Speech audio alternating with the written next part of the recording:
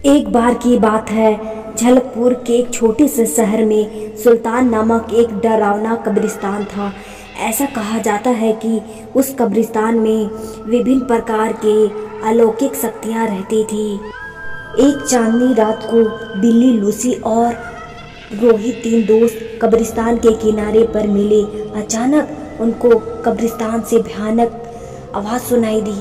आवाज़ कहाँ से आ रही है यह देखने के लिए वो हाथ में टॉर्च लिए सावधानी से कब्रिस्तान के गेट से अंदर घुसे। जैसे ही वे कब्रिस्तान में दाखिल हुए, हवा तेज चलने लगी। अचानक उन्होंने एक इंसान को एक मकबरे के पास टहलते हुए देखा। वो उदास और खोया हुआ दिखाई दिया, इसलिए बिल्ली, लूसी और रोहित उसके पास आए और पूछा, तुम कौन हो और इतनी रात को यहाँ पर क्या कर रहे हो?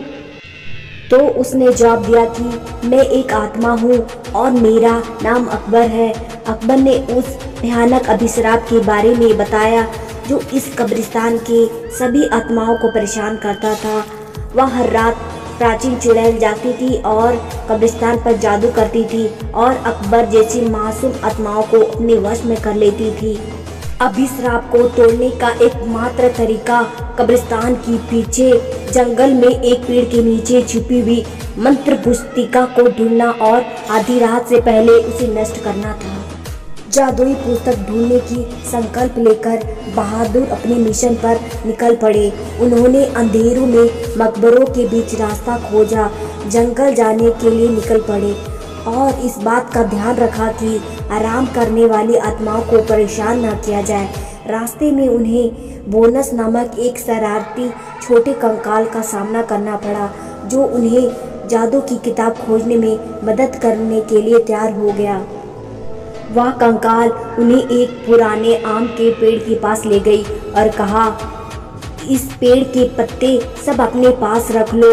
अगर ये पत्ता तुम्हारे पास रहेगा तो वह चुड़ैल तुम्हारा कुछ नहीं बिगाड़ सकती और ये पत्ता तुम्हें जादुई किताब हासिल करने में मदद करेगा।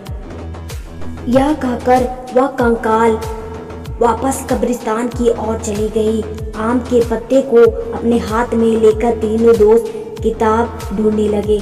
बहुत ढूंढने के पश्चात जंगल में एक झील के अंदर कुछ चमकता हुआ दिखाई दिया।